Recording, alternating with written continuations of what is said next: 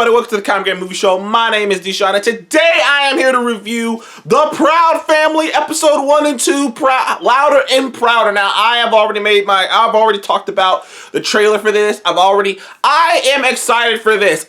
Like I said it before, as a young black man, well, black kid at the time, I had never seen something like this. Like, animation was not something you saw a lot. You know, you didn't see a lot of black characters in animation, and if you did see them in animation, they were types. You know what I mean? They were the funny black character. And like the Proud Family on the Disney Channel, no less. This big, not big budget, you don't budget it for a Disney Channel show, but like, on the Disney Channel, like one of the biggest cartoon channels you can possibly be on. And it had black directors and black producers, and it was written by a black man. It had almost an entirely black cast. I mean, I had never seen that much black in a animated form in my life. And like I said, I talk about it all the time. I'm a massive animation fan. I get with animation, dude. Most of all animation, like in any animation of forms, it takes anime, goddamn, animation, 3D, Pixar, Disney, DreamWorks. Like, I love animation, dude. I really do. I've said it multiple times. I think the medium is limitless. I think the only limit is the budget you have. It's like, not even the budget you have.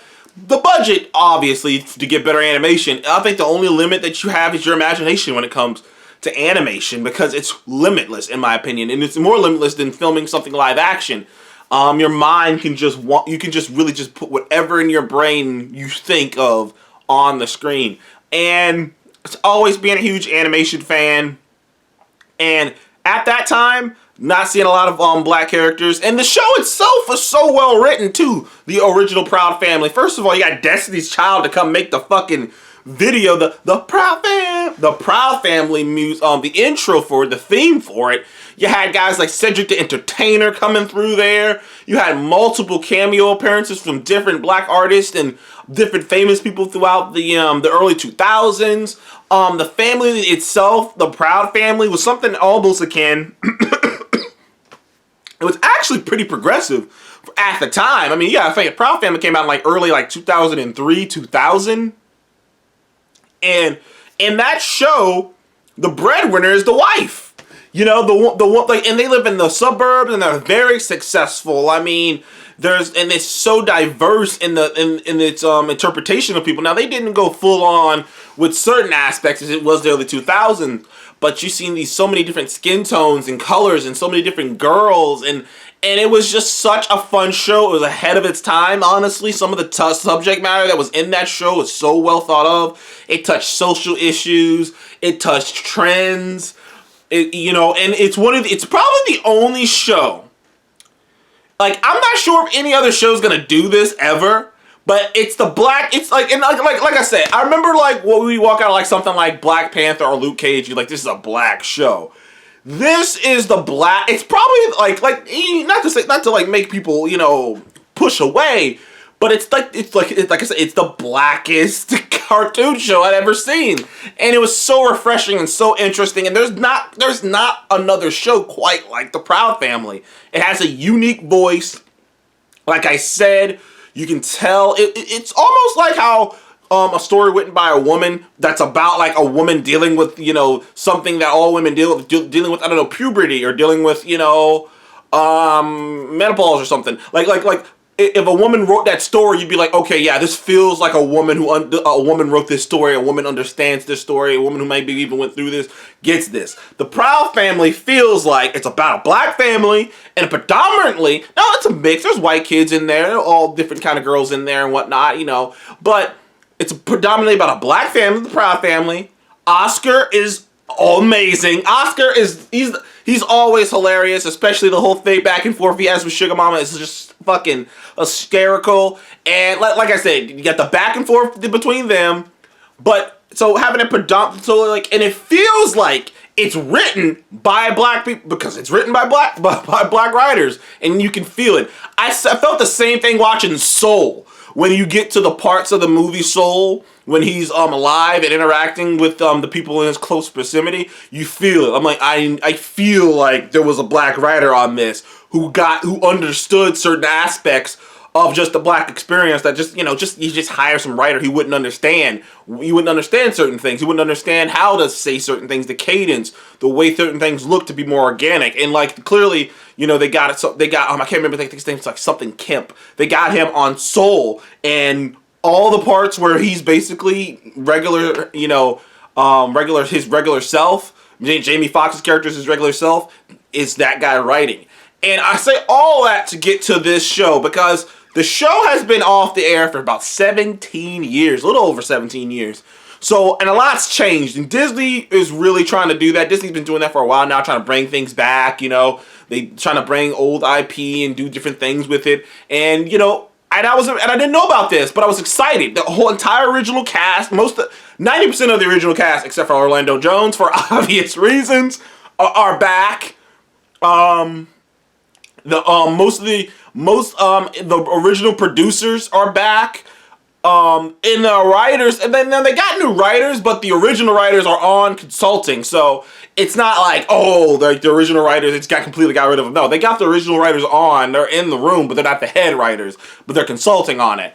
And the results are something that is both nostalgic and fresh. I'm not sure, it's always hard when you do something like this, when you bring when you're trying to do, I was just talking about it earlier, not that long ago with Texas Chainsaw Massacre, like a requel kind of thing, where you're doing like a reboot, but it's not really a reboot, it's more like a continuation. It's always hard when you want to do a continuation. You pick this show up and you go, we're going back at it again. And it's always hard, it's always difficult, and it's like, you never know how that's going to go. Is it going to feel lame? Is it going to feel like you should have let this die? How is it going to feel? And personally, in my personal opinion, it felt like they never left. When I first got Disney Plus, I watched the first season of Proud Family, and honestly, other than the updated, obviously the updated animation, which is gorgeous, I love the way it looks. Other than the updated animation, and I will warn people. Oh, hold up, sorry, about to sneeze.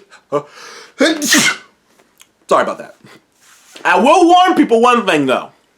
It does have a tad bit of an edge to it. Now, there's nothing straight up bad, but there are some sexual innuendos that would go flying right over a kid's head. Like a little kid's not gonna get it. It's gonna go right over their head. There are some jokes. There are some references. I'm pretty sure CeeLo Brown is in. I'm pretty sure CeeLo Green. Is it CeeLo Green or CeeLo Brown? I always forget CeeLo's last name. Either way, I'm pretty sure CeeLo's in this as a singing panda. There are music cues. And but the thing that struck me the most watching these two episodes is how they actually got the slang right. They use the terms ratchet.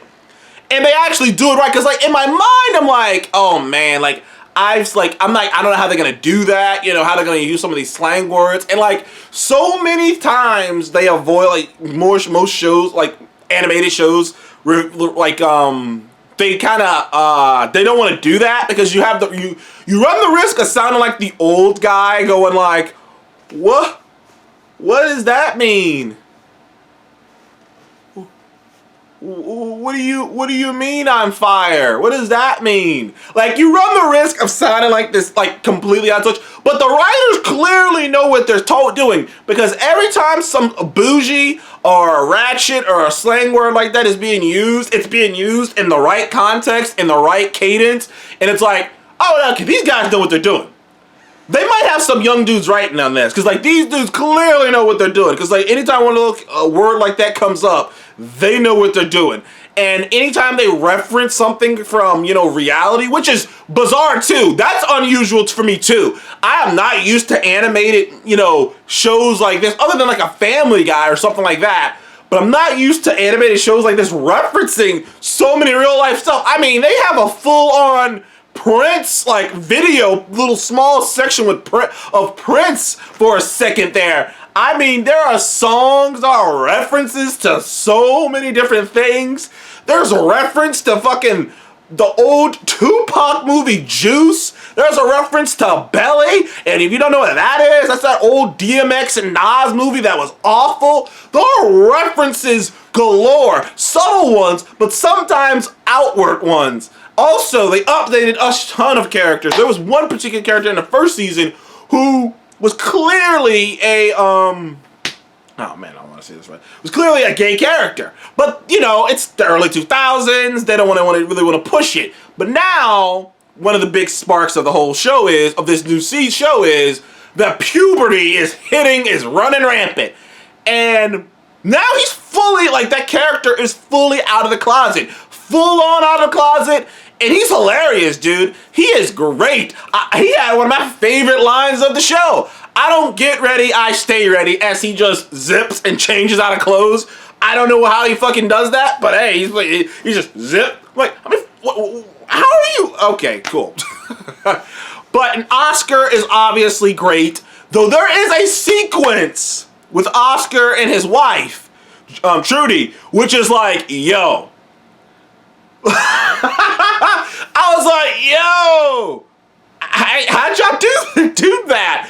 I mean, there's references to get oh man, I could only get through this with the tequila. There's just so many adult jokes in this show. This is old school. In my opinion, this is old school cartoon show right here. This is that old era. You know what I'm talking about. This is that old school cartoon era where there are jokes that you're just what the fuck? I remember I showed Seth Recess, the first episode of Recess, because he had never seen Recess before, and there was a Ronald Reagan joke that was just what the fuck? What kid would even get that Ronald Reagan joke? And it was so funny, and there's so many jokes like that, and so many references like that, and you know, and like I said, I ended up watching those 2 episodes and being dude, it made me feel like a kid again. Because I was just this is old school. This is maybe you guys might not like it because you maybe not ever watched the Proud Family. I mean, clearly the Proud Family wasn't the biggest of shows. It was big enough to get this to warrant what it's getting, get a pickup, a sequel series.